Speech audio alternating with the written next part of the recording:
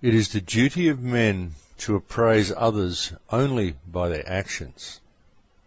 Our faculties furnish us with no means of arriving at the motive, the character, or the secret self.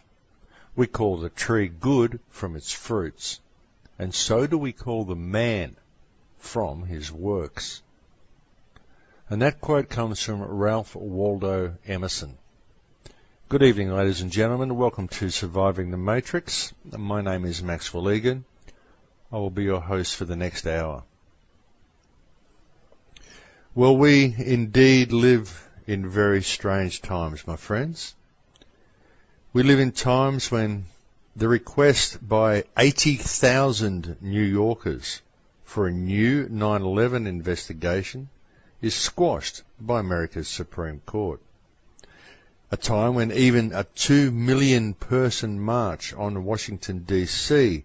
on the 12th of September did not even interrupt the President's breakfast. We live in a time when war becomes peace, a time when concepts and realities are turned upside down, when fiction becomes truth and truth becomes fiction, a time when a global military agenda is heralded as a humanitarian endeavour, when the killing of civilians is upheld as collateral damage, and when those who resist the US NATO-led invasion of their homeland are categorised as insurgents or terrorists. A time when preemptive nuclear war is upheld as self-defence, and when advanced torture and interrogation techniques are routinely used to protect peacekeeping operations. We live in a time when tactical nuclear weapons are heralded by the Pentagon as being harmless to the surrounding civilian population. A time when 3/4 of US personal federal income tax revenues are allocated to financing what is euphemistically referred to as national defence. We live in a time when the Commander-in-Chief of the largest military force on planet Earth is presented as a global peacemaker.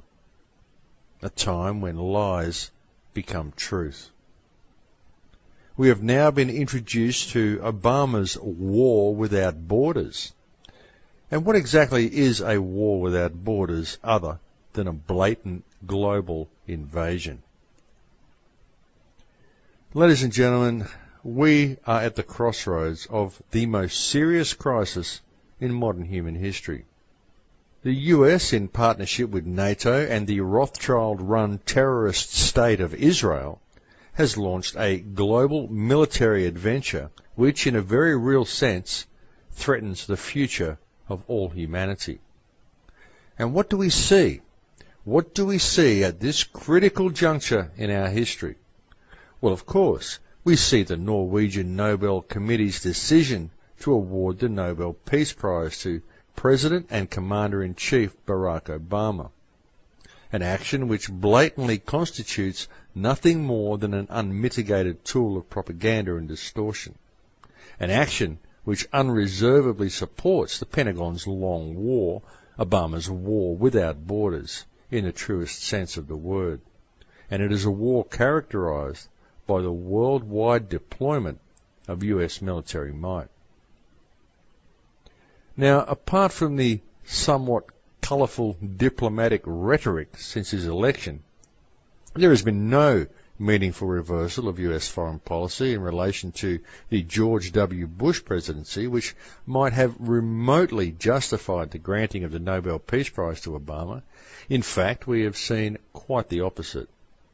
The Obama military agenda has in fact worked to extend the war into new frontiers, with a new team of military and foreign policy advisors, such as war criminal and creator of Al-Qaeda Zbigniew Brzezinski. The Obama war agenda has been far more effective in fostering a military escalation than anything that was ever formulated by the neocons. Since the very outset of the Obama presidency, this global military project has become increasingly pervasive. We have seen the reinforcement of US military presence in all major regions of the world and the development of new advanced weapon systems on an unprecedented scale.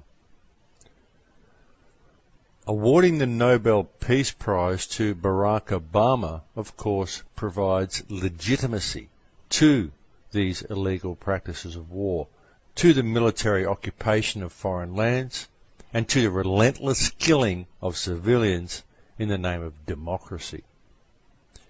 Both the Obama administration and NATO are now directly threatening Russia, China, and Iran.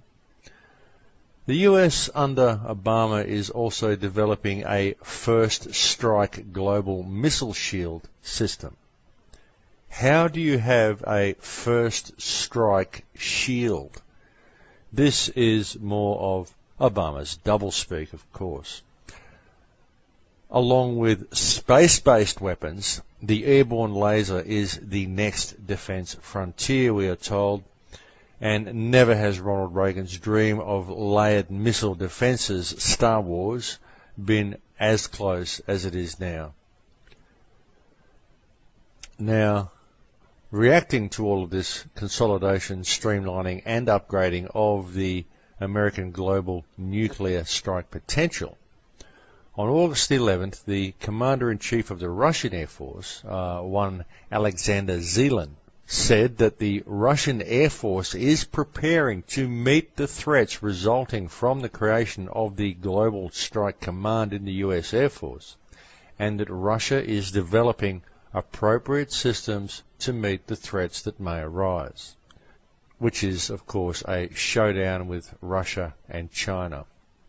Now, at no time in modern history since the Cuban Missile Crisis has the world been closer to the unthinkable, to World War III, a global military conflict involving the use of nuclear weapons. This so-called Missile Defense Shield or Star Wars initiative involving the first strike use of nuclear weapons is now designed to be developed globally in different regions of the world. This is complete insanity. This is some of the worst warmongering we have seen in the history of the world being carried out by the lunatic who was just awarded the Nobel Peace Prize. What the hell is going on here, folks? What the hell is going on? What little credibility the Nobel Peace Prize had in the first place, being a Rockefeller invention, which gave it very little credibility to start with, but what credibility it had has now been flushed down a very, very dirty toilet, my friends. It's a joke. It's a complete joke, and it defies analysis. It literally defies analysis.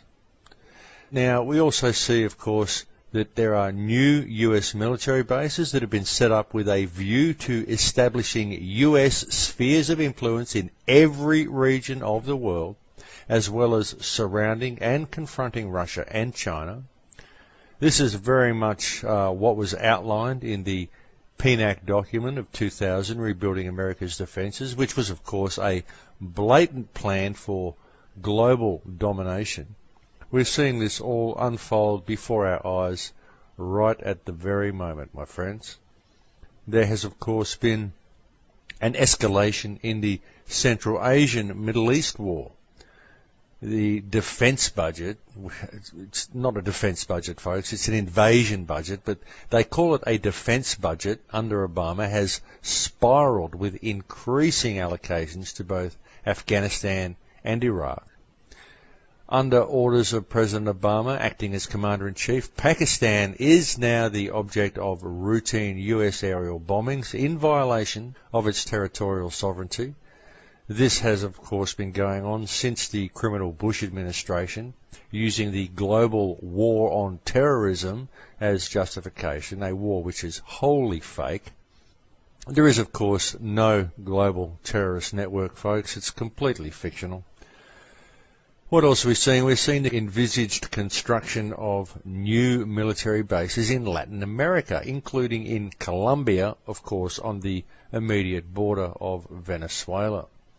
We've seen military aid to Israel greatly increased. The Obama presidency has expressed its unbending support for the terrorist state of Israel and the Israeli military, the biggest warmongers in the Middle East, the main threat to stability in the Middle East.